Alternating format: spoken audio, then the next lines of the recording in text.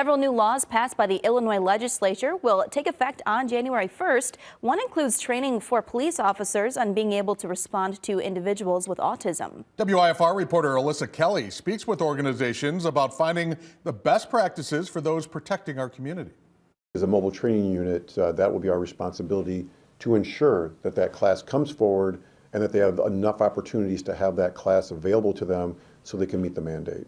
Law enforcement is familiar with classes based on responding to individuals with autism, but now this training will be required for all.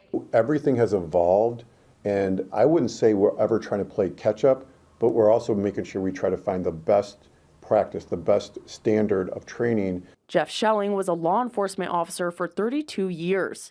He says national stories of officers encountering individuals with autism is one reason why this mandate will go into effect.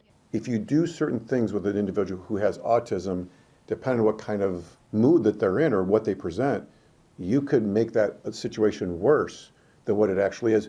But Schelling explains educated officers led to successful outcomes when responding to autistic individuals in the right manner.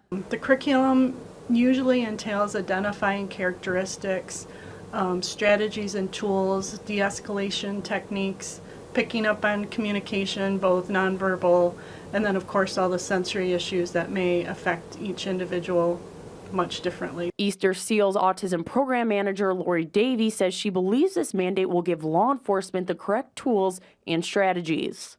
Just help an autistic individual in the autism community feel more comfortable if law enforcement need to be involved. In Rockford, Alyssa Kelly, WIFR News. According to the General Assembly, the Illinois Law Enforcement Training Standards Board has 2 years to approve the autism-informed training program.